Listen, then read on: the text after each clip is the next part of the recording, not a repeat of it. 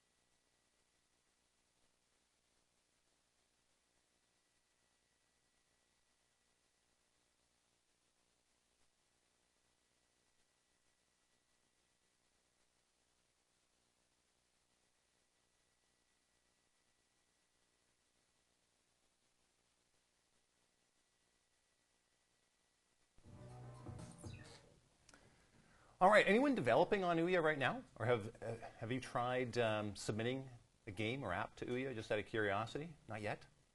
Neat opportunity. I believe they use the same model as well, the 70-30 model. So if you publish a game, you keep 70% of the profits and they get 30%. But yeah, I'm just curious, so no one's doing it right now?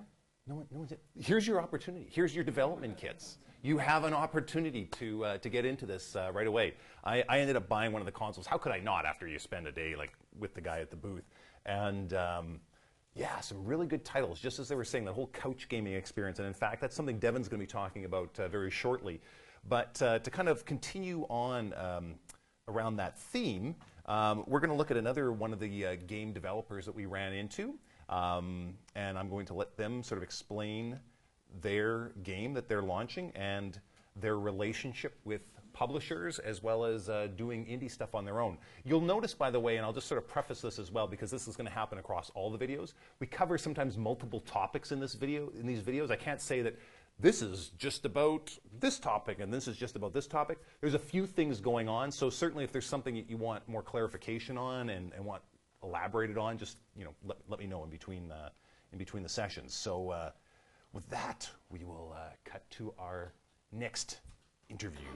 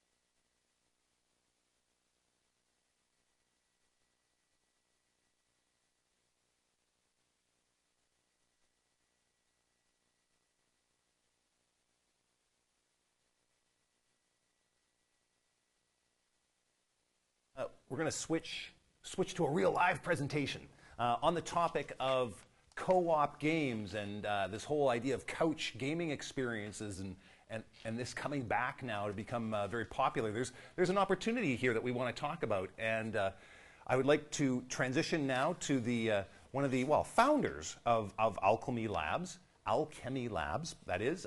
He has several titles that myself and my family are quite fond of playing, and has a very exciting Kickstarter campaign going right now for a new title that he's working on. Would you please join me in welcoming Mr. Devin Reimer to the front of the room?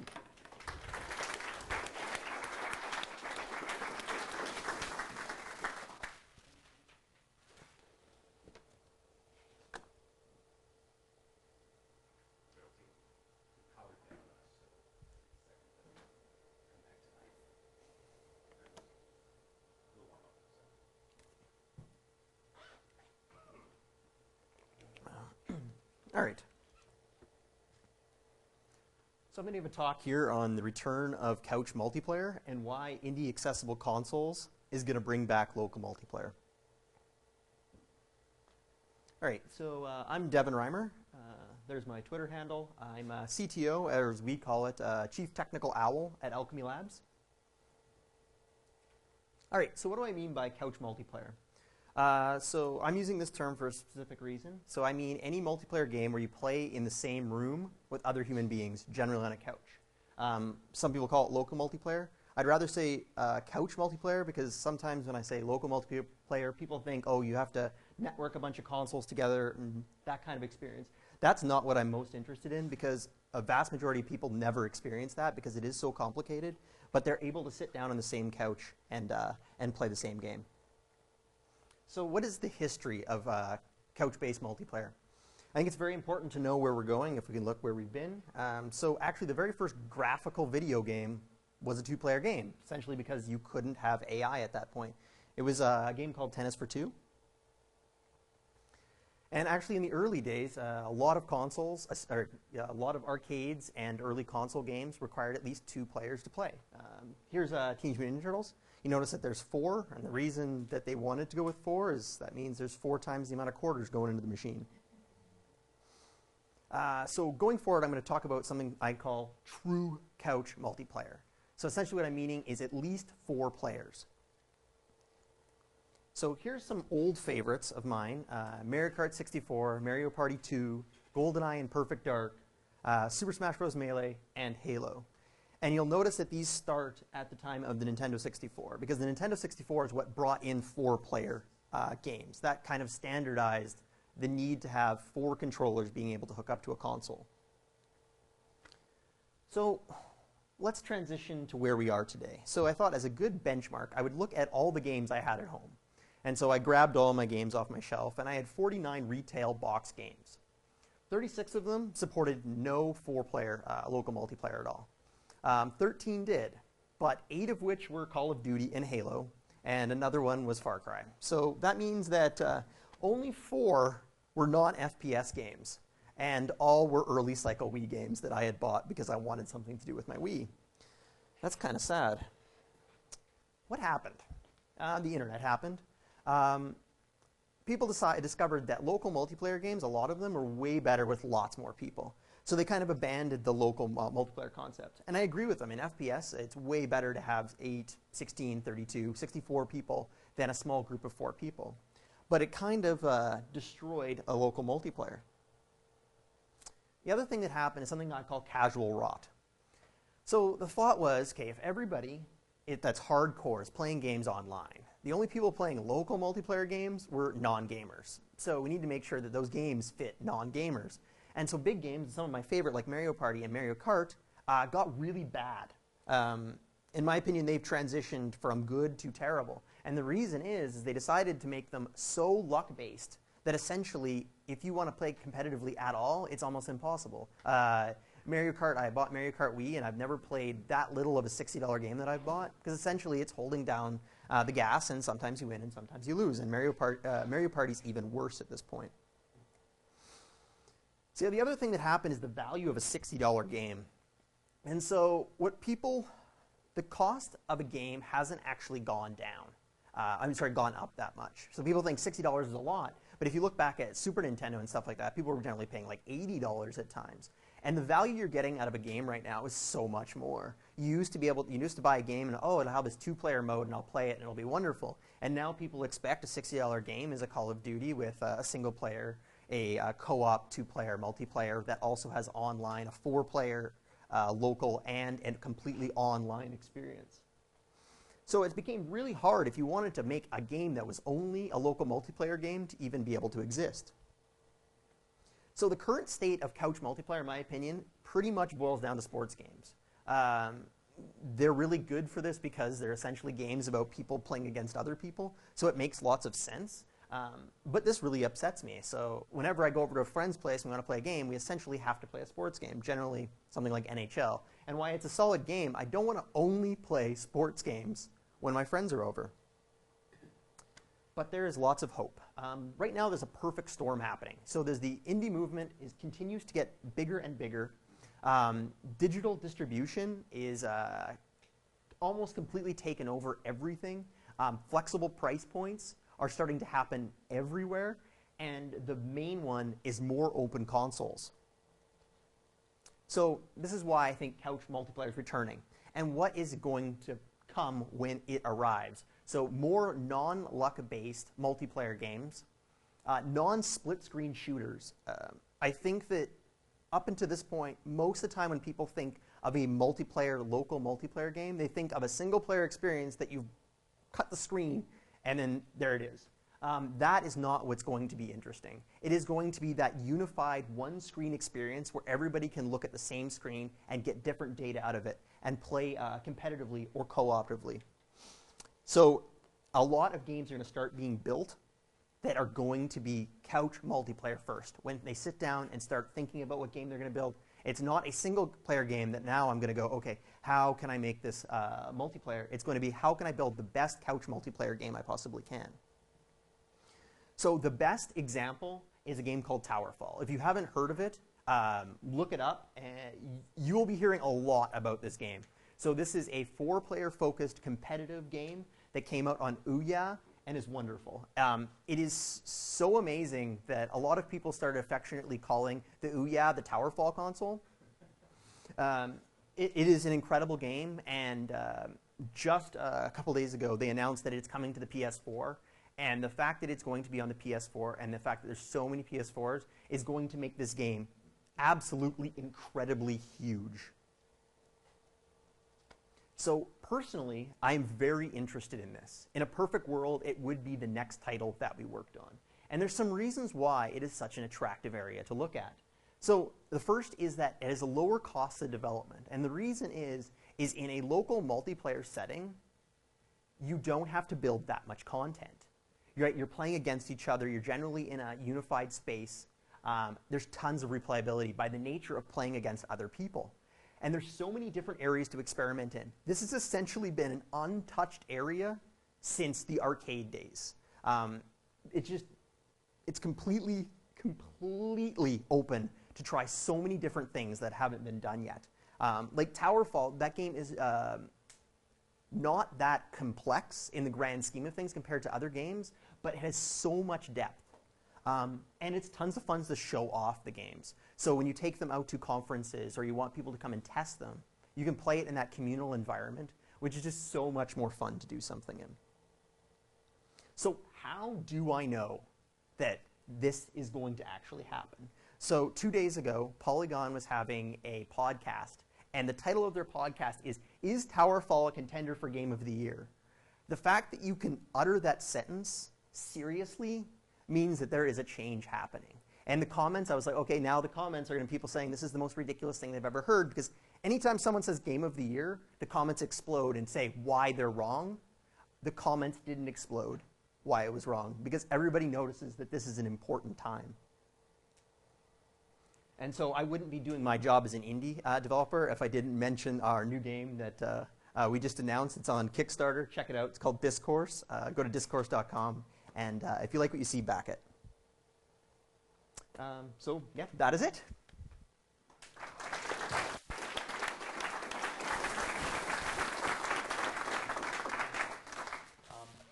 I'd love to, if anyone had any questions for Devin, we can take a couple of minutes just to answer a couple of questions.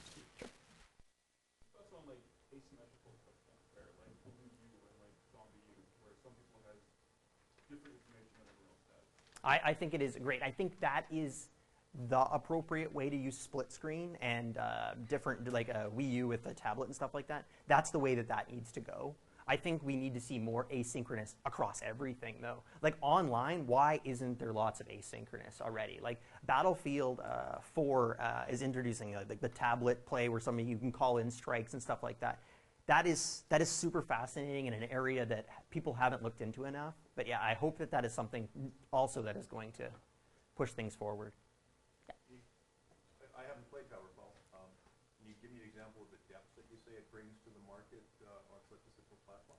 It is what is great about Towerfall is it is super approachable, but you don't realize how much skill and depth there is until you start playing it.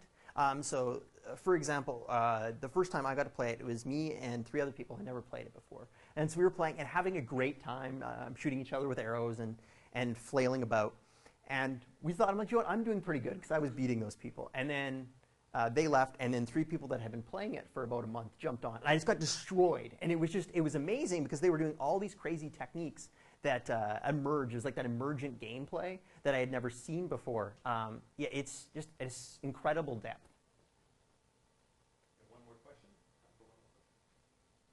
Yep. Do you know, like, what are like the opportunities on mobile to get local multiplayer since you kind of have constraints in how you can work the controls and stuff like that? Yeah, when it comes to local multiplayer, mobile is really challenging. And so the best game I've ever seen that does that well is a game called Space Team. I highly recommend, if you want an experience to play with a bunch of other people on iPhones or iPads, to do that. It's just hard because the controls are challenging. Like, for example, the one great thing about Towerfall that just makes the game go from amazing to possibly Game of the Year is at the end of every match, the last death, it's rewound 5 seconds, and you get to watch that play out, which is an amazing experience to have on the couch. And that's what you want to go for, that everybody's looking at someone else on the couch and looking back at the screen like, you just did that, right? It's that harnessing the other people on the couch to make the experience better. Devin, that's so great. And Devin will be around during the break. If you have more questions, you can ask him. Great job, man.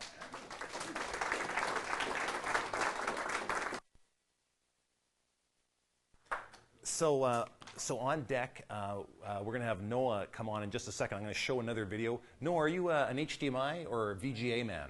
You're an HDMI man? That's fantastic. Then you can start setting up front here while I switch over to one more video that we're going to show.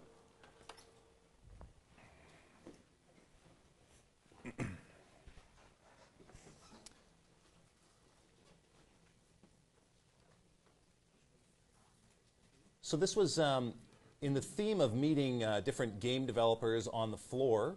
This is probably the last one that I'll show you, but some interesting lessons to be learned from this particular game developer entitled Throw Trucks. So on that note, I will let him talk about it himself.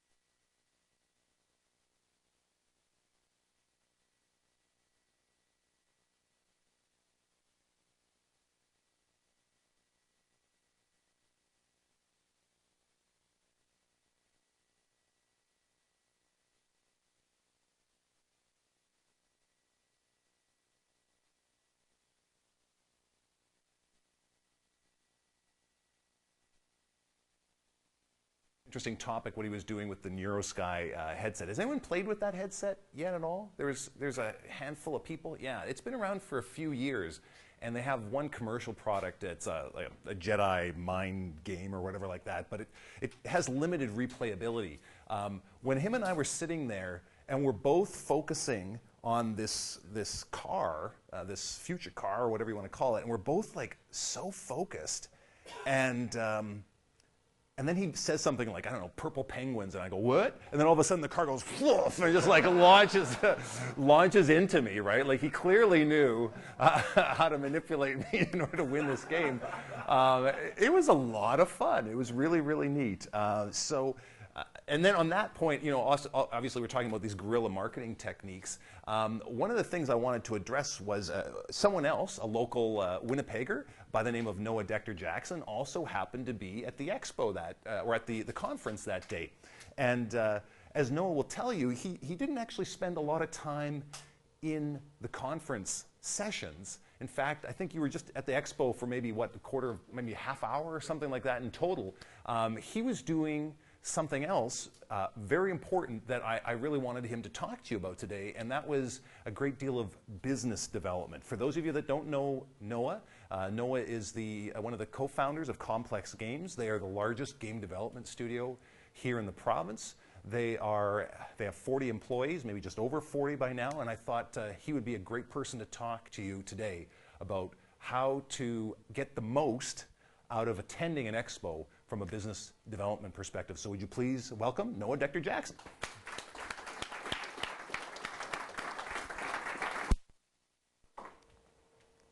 Is this on? Hello? Ooh. No? Yes? Yeah. All right, great. All righty. Hey, everyone. So, yeah, Kevin asked me to talk a bit about how I approach networking at conferences. And this presentation is actually kind of a small section of a larger presentation I've done for game development entrepreneurs for the GDC. So I've tried to slice it up into something manageable in this amount of time. We'll see if it makes it that way. So there's a lot of reasons why a new media or game developer may want to go to a conference and network. And there's a lot of different types of networking, and I'm only really going to focus on one. So we'll see whether or not some of these techniques really apply across the board. I think they do. One of the main, in my experience, one of the three major reasons to go to a conference to network is to get press exposure, to conduct business-to-business meetings, or to get consumer exposure and improve your consumer reach, particularly if you've got a product, a game of some kind, you're trying to reach out and get a market for it. There's a fourth reason, which is this kind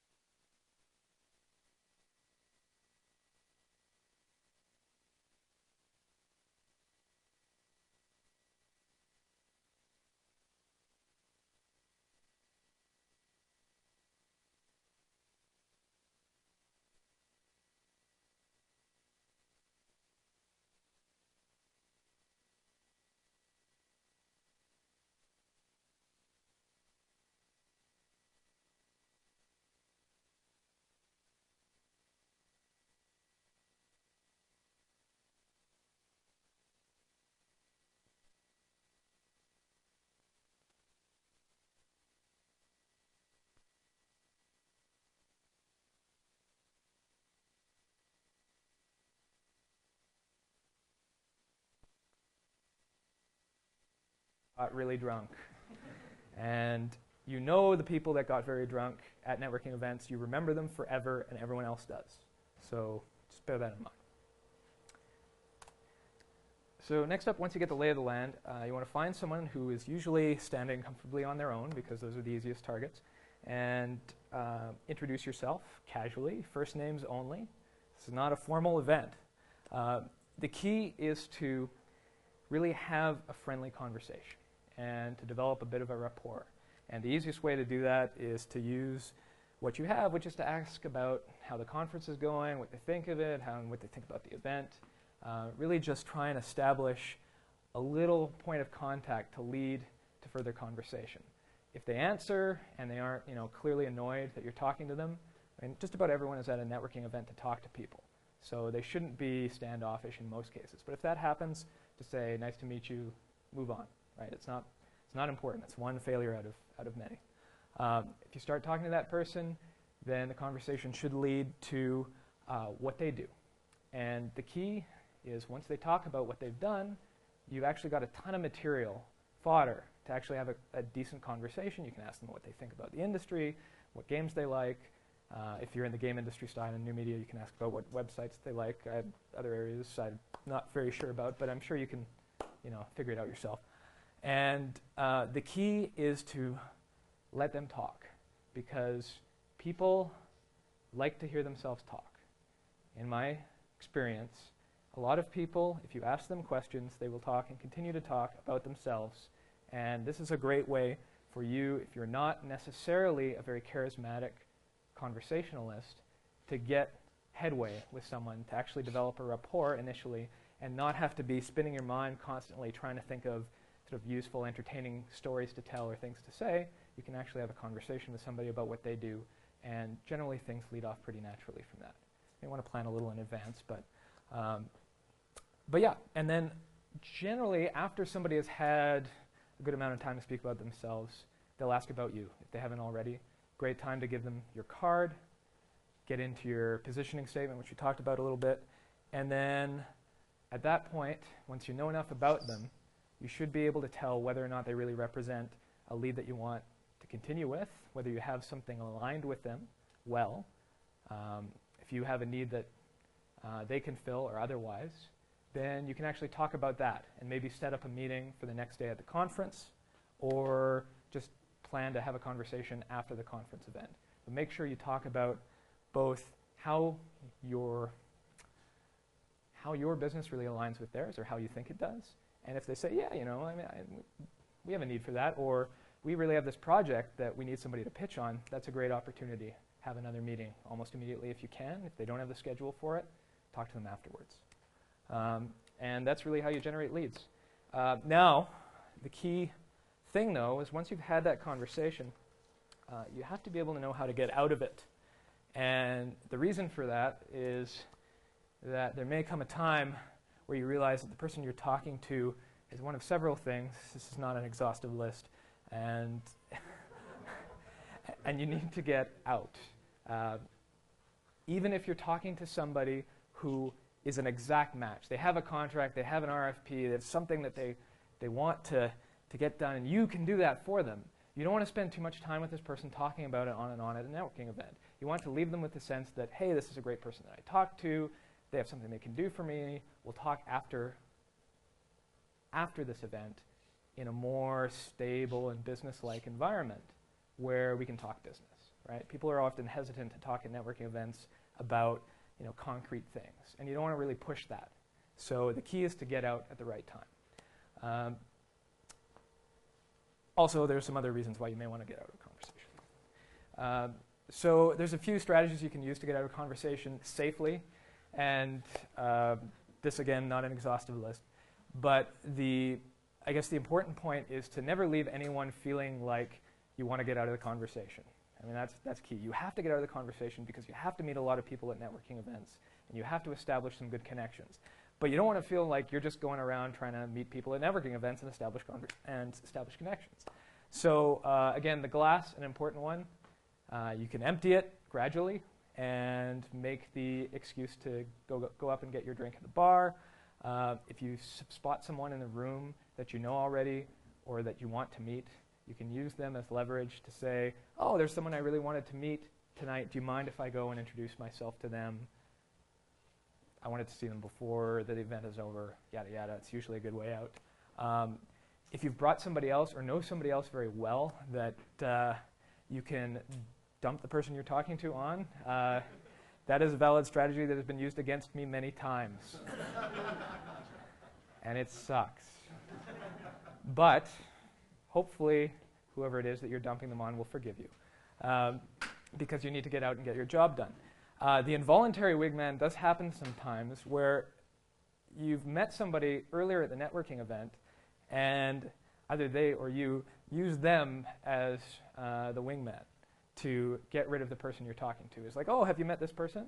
They're doing something that's really interesting that I think you'll also be really interested in. And then you quickly exit. It's very important to have strategies to get out of a conversation in a networking event. It's the only way that you will stop yourself from spending 2 hours talking to one person for the evening because it's comfortable. And that's the most important thing. If you're there to develop business, you can't sit around talking to people that you're comfortable talking with, that you know already, or that you're going to waste the entire night speaking with, because your whole job in being there is to develop more leads. And then once you get out of the conversation, rinse, repeat, get back in, talk to somebody else, keep it moving for the rest of the night. And that's it.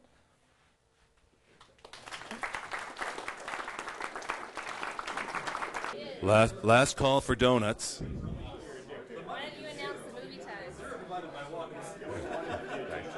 Hunger Games. I'm living vicariously through you, Ren. So I have surveys in Okay. So just a couple of announcements. As I mentioned, we are going to be doing some draws, and that'll be happening at the end of the night. You don't necessarily have to be a paid New Media Manitoba member to win tonight. We're also doing draws just from the evaluation forms. So if you have an evaluation form, you will also get entered into some of the prizes. So I encourage you to, just by show of hands, does someone not have an evaluation form for tonight? Does anyone need an evaluation form? We have them here at the front. You will also get entered into the draw tonight for some other items if you have an evaluation form that you fill out and put your name on. We also have pens at the front for those evaluation forms. There. We promise we're going to try and wrap up by around 9 tonight. We got a lot of content to crunch through, but we'll try and keep it fun and informative and, of course, useful, because we want to see you put all of this knowledge to good use. I got quite nostalgic myself when I was seeing Devin talk about Teenage Mutant Ninja Turtles, the 4-player edition. I at one time owned that arcade cabinet, much to the chagrin of my parents, because it took an awful lot of room inside of my bedroom. However, the game did go on to live in a much happier arcade, where it generated some revenue for me and paid itself off before I sold it to buy an Apple Newton. That's a whole nother story. But the other thing that I hope you took away from this, of course, was some of the extremely valuable business development tips shared by Noah. I can tell you that from watching him in action, on a very serious note, those business development tips have ended up being quite a key part of his business strategy, and so I highly recommend you utilize some of those or corner him at some point if you can. But I think you have to take off a little bit earlier, but he is accessible via the internet, as I've been told. Although I've been told, no, he's not. Yeah, just a fad I heard, basically. It'll be in and out within a week. So we've got a couple more things, as I mentioned, that I want to crunch through. We've been obviously focusing a lot so far on game development and so on, but a lot of the tips and tricks that we've been talking about, I shouldn't call them tips and tricks, they're more substantial than that, but a lot of the things that we've been talking about tonight are also, of course, very applicable to app development. One of the things I quickly want to touch on, and unfortunately we don't have a lot of time to spend on it this evening, but it's extremely valuable, is the absolutely wonderful film and television community we have here in the province. And they are eager and wanting to work with interactive digital media producers, game producers, and so on to satisfy a very important tool in their arsenal, which is interactive content. So we have a few people in the room I know that specialize in that have partnered with film and television producers to help them with their interactive properties. There's studios here in the city, like Buffalo Gals, I believe, has partnered with Opus, which is they're doing animation together, as well as some interactive content and visual effects and so on. So we've seen some really great partnerships between the new media community and the film and television community. And that's often referred to as something called transmedia, which sounds very bizarre, but it's a term used to describe that relationship and the types of projects that come out of that. And so one of the things that I wanted to show you was a video, another video. Are any of you familiar with a company in LA called Murata at all? Have you heard of them? Anyone heard of Guillermo del Toro? Thank you so much. I would not have passed the Comic-Con exam having spelt it and pronounced it that way. So this is his studio that he's formed in order to do transmedia content. And so in addition to little-known pictures like Pacific Rim that they've worked on, they've done something really interesting with what I'll call traditional media, i.e. books. And I wanted to share with you a little 2-minute video about what they've done with a property called Mirror World, which I think we have an opportunity here as new media creators and producers to take advantage of. So I just want to share this video with you. Cornelia Funke is an internationally acclaimed author of more than 20 young adult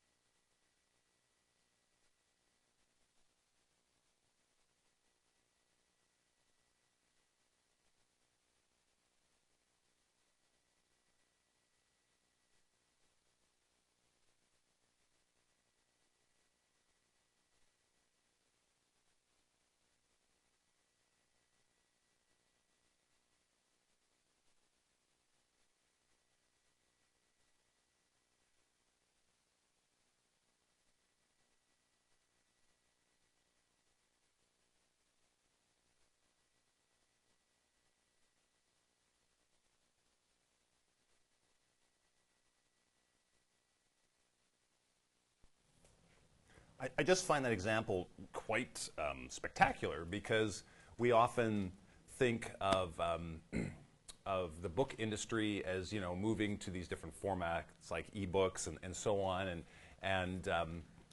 and we often, and the book industry can often get overshadowed by like when Battlefield 4 comes out, and what is it, like within the first week has made more money than the entire publishing industry combined. We don't want to forget about the fact that there is still this very important medium that we as developers and producers of interactive content can be partnering with and creating our own studios here potentially, or partnering with other studios here in the province because we already have a well-established film and television community. I just think this is something that we can definitely learn a lesson from here, whether it be through the Manitoba Writers Guild or groups like On Screen Manitoba, which represent the film and television community. I think these are all very valuable partners. So I know that doesn't really do the topic justice in terms of talking about it for 3 or 4 minutes, but if that is an area of interest for you, I highly encourage you to come see myself or any of the other team members so we can introduce you to people that work in film, television, and book publishing so that you can potentially establish this kind of relationship and who knows, either work on titles like this or work on a partnership that could lead to a title like that.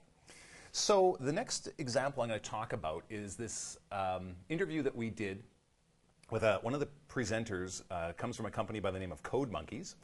And what they've done is, or what they were speaking about at the conference rather, was this concept of hands-free. And before I basically talk entirely about the presentation, I'm just going to let it sort of define itself, and then if you need any further clarification, we'll jump into questions after the presentation.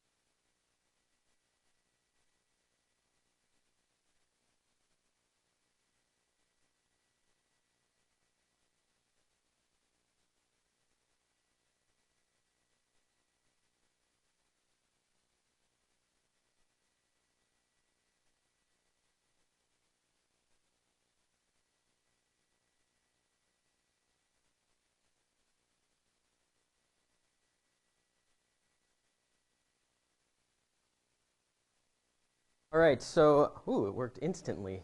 Beautiful. That's beautiful. So yeah, I'm Corey from Zenfry, Chief Executive Artist. We are a creative arts and entertainment company. We currently have a film in production. My wife does paintings. We're doing this video game, which is kind of eating all the other projects, at least when it comes to my time and company resources. And there's just one thing I want to say before I start my talk, which is Kevin's talking earlier about how if you jump into something that nobody's jumping into, you get a lot of credit, perhaps, for not working as hard as other people very quickly. And I would say that's what's happened to me. Because this is, I mean, I'm not talking about my video game because I figured I didn't know what the crowd would be like, but at least some of these people are probably sick of hearing about it. But the thing about it is, I've really never made a video game before. I've never really worked in augmented reality before. And yet I am actually like kind of known as an expert. In the biggest augmented reality conference in the world called Inside AR in Germany, I actually got an award for best AR game, and my game still has a year left to be made. I'm not saying that that means that I'm in any way special. I just think that that shows the value of trying to get onto something before other people do. It's not like augmented reality it didn't already exist, but nobody had really put it into a game context the way I had. But what I'm going to actually talk about is this general, I think it all kind of boxes together this whole idea of augmented reality and the Kinect and being able to project into your room and having sensors that do things that enhance games or enhance experiences. It's all sort of becoming one thing, which is the thing I end up being most passionate about, which is the ability to not teleport into a new reality, but to transform your own reality through the use of technology. And so that's what my talk's going to be about, transforming our reality through wearables, projection, and augmented technology. Or, as I like to say, technological dreamscapes. Because really this is what we can do with technology. Maybe not today, but in the very near future, I feel like with augmented reality, which is the ability to put objects into the world around you, 3D objects or otherwise, projection, you know, that's pretty simple. There's a company here called Pomo that does a lot of that stuff. And through wearables, basically any space in the world, anything around you can be a space for art, expression, creativity. So there is an expression, you are what you eat, and I think in the future it's going to be you are what you dream. Because literally you'll be able to share your dreams with anybody. You'll be able to project something on the wall and people say, wow, that's really kind of trite idea on the wall there that this person decided to project. And we can social media the hell out of it, which is not something I like to do, but you're kind of forced to do to stay in any way relevant. But anyway, in the future, and I'm talking about the near future because we're already kind of working on this stuff, and this might not be quite, you know, all the technologies I'm going to show are technologies that exist, but they're kind of in their infancy, which is interactive content will be everywhere. This is an augmented city platform by Mateo. It's an augmented reality SDK, and as you can see, it's tracking entire buildings. Now, obviously, their JPEG makes it look a lot more workable than it really is at this point, but they're working on it. And really, that's what augmented reality is, the ability to augment environments. But once you can start to augment everywhere, you have the ultimate medium, in my opinion. It's kind of like TV, you can stay at home if you want. I just want to go everywhere and have anything happen I want. It sort of turns the real world into fantasy, which is generally why we leave the real world to play games, is because it's not nearly good enough.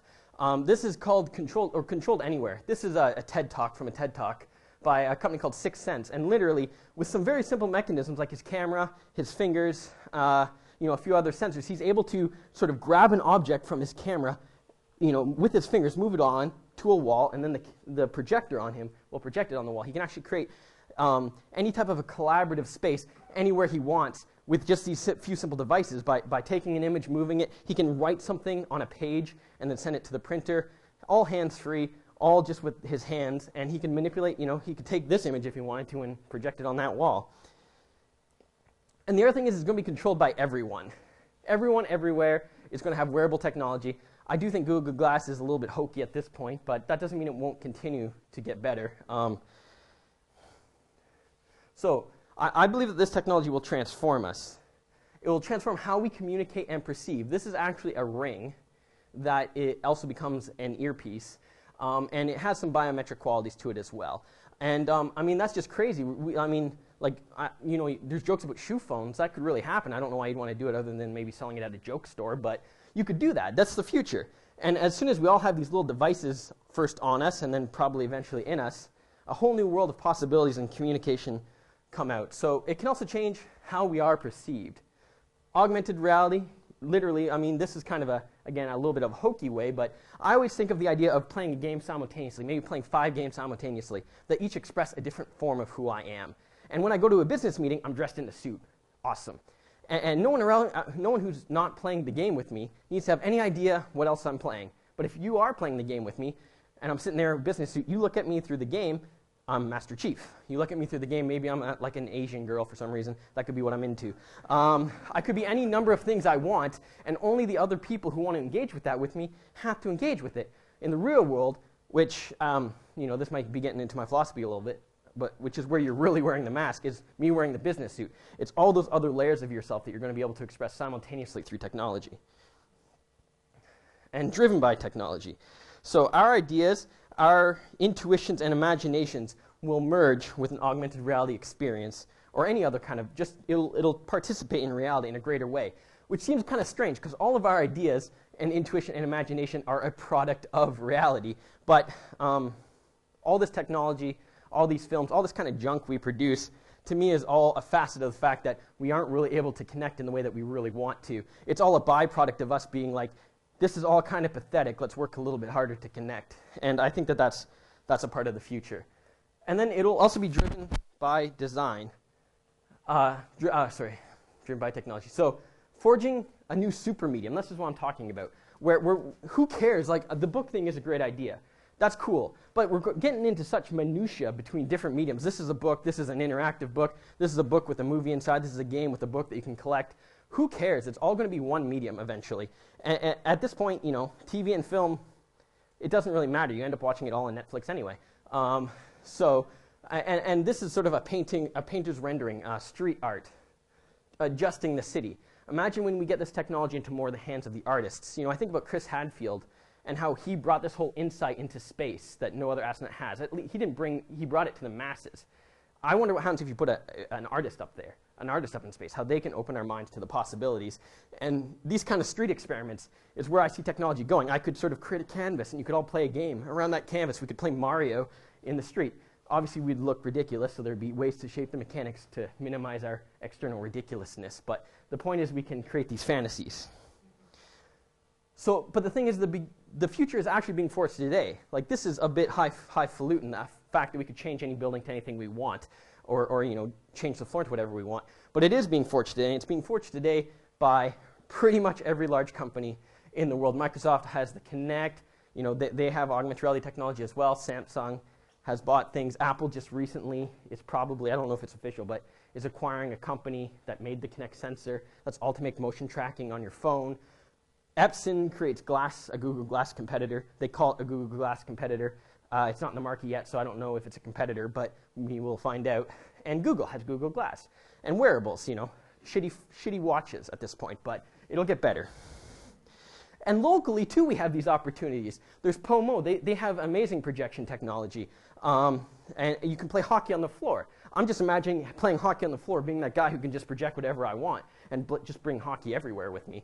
Evident, they've worked on my augmented reality project. They basically make me look good because I don't have any programming skills at all. They engineer it, and they have great augmented reality capabilities. Playhouse motion controls. Zenfry, that's me. Project Whitecard has worked in augmented reality as well. So there are opportunities here locally, and just take my word for it, I'm not really special. So if you want to get on the bandwagon and follow this dream, people will start thinking you're important. And though technology is often used to abuse, used and abused by the government or by hackers or by whoever, I do think that this is a winnable war of our collective consciousness.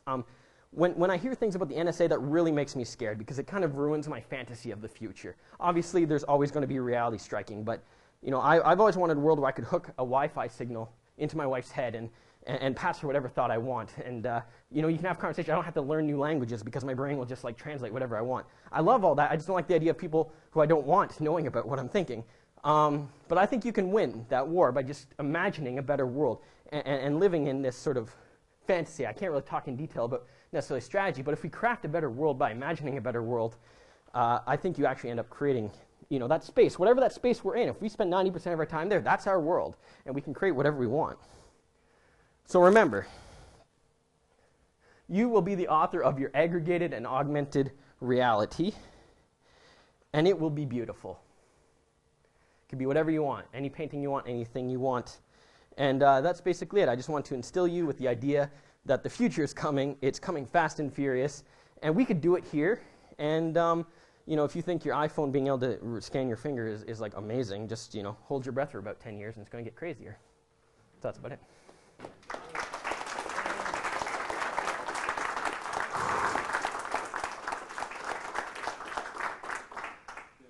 anyone have any questions for Corey at this point? It's all such amazing and exciting stuff. Overwhelming. All right. Well, Corey will be here at the end of today's presentation as well. Ask him some questions at that point if you're feeling a little shy. It's very inspirational. Wow. Like, you know what? All three presentations, those were amazing. Give it up for the three presenters today. They did a great job. Really good job. I'm just so blown away by all of this. And this goes back to what I was saying at the beginning of the presentation is, we're hearing from some really interesting and innovative people when we go to these conferences and these expos and are learning from these speakers. But let's make sure we don't forget the fact that we have some incredible experts here among us. And they are you. And so that's why we really encourage you to share your expertise with us so that we can in turn help you exploit that and monetize that expertise either here or elsewhere. So with that, we're actually going to shift on a related note into sensor platforms. And so this gets into areas like our mobile devices. It gets into things like the Nike Fuel Band, Fitbits, and so on. And to help sort of introduce that topic, I'd like to transition to one of the presenters that we interviewed to talk a little bit about this technology.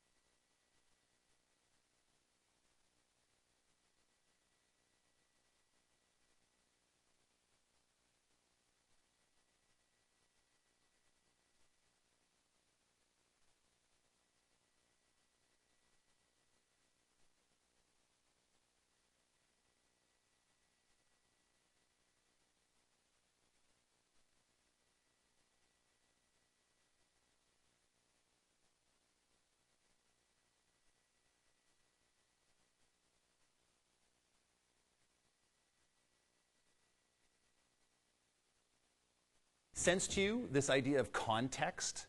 The phone, your smartphone device, knowing what you're doing at any given time in order to react appropriately. Does that make sense? Yeah, sorry. I was just like, with my phone, I turn my Wi-Fi off when I leave my house, and I would like just check the GPS whenever I'm at home, just turn my Wi-Fi on automatically, so I don't use my mobile data Right. unnecessarily. Yeah. Stuff like that. Yeah. It blows my mind when he says there's like 18 different sensors in our smartphones, because what's the one that we use the most? It's the swipe. That's really the only sensor that we primarily are using. And as developers, for all of you that are creating these apps and these games, you have so much opportunity here to, you don't need a Fitbit or you don't need an external device. Just by using what's already on the person when they buy their smartphone, their Android, their Windows phone, their iOS device, you have so many sensors that you can exploit and take advantage of. And that's one of the things I want to get to in a moment. But I do want to show you also one additional sort of, we'll call it an adjunct or whatever you want to call it, related to sensor technology and how that could work with a potential app. We did not interview this company, but I thought it was very, very interesting what they are doing, and I wanted to share this with you as well.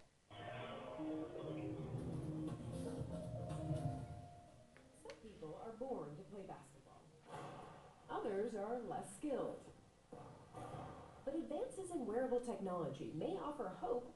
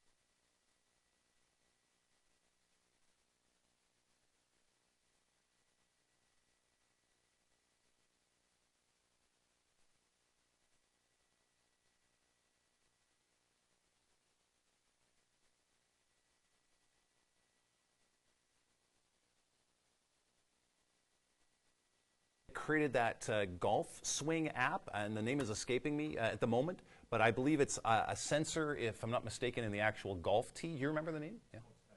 SkyPro. Okay, super, yeah.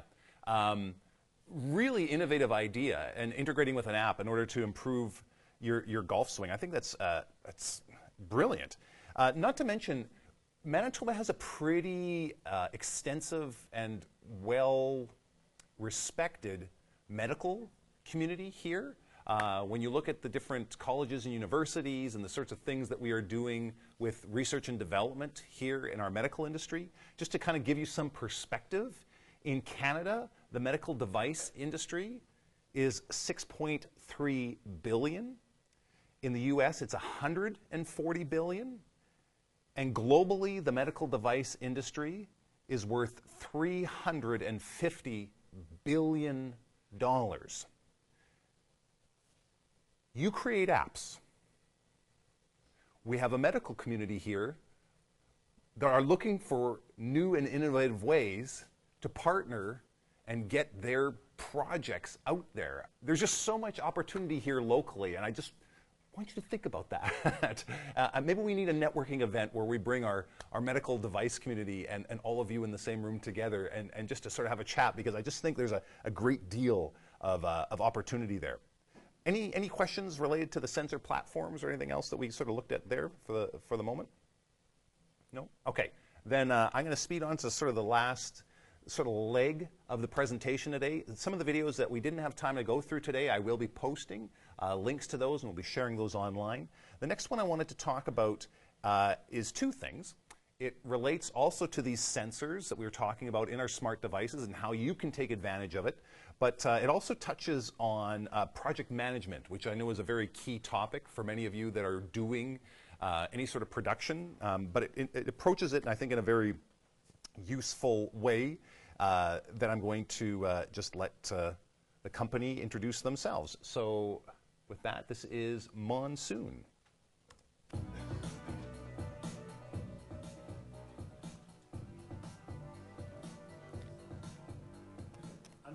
Sorry, I just thought of something before I introduce this. If you have not filled out your evaluation form, this might be a good opportunity to fill that out, because we will be doing some of the draws from those filled out evaluation forms. So this gives you about 5 minutes to kind of rally that all together, just so I don't surprise you. Sue, the CEO of a company called Monsoon. He's just delivered a great presentation on creating apps from start to finish. Sandeep, from your talk, you carried a childhood lesson into later in life. Ever since I was a little boy, one of my first memories is building stuff with Legos. I would do it all the time. I would take the bucket of Legos on trips, camping, wherever we went. And I just loved the process of not knowing what I was going to build initially, and then it almost emerging from the act of doing it. And how does that translate into the way your company handles app development today? So we're a consulting company, and because of that, you need to have a very firm handle on process to work with clients. But what we found is that inside of that process, if we can implement some sort of an agile methodology, if we can really keep things free and easy inside of the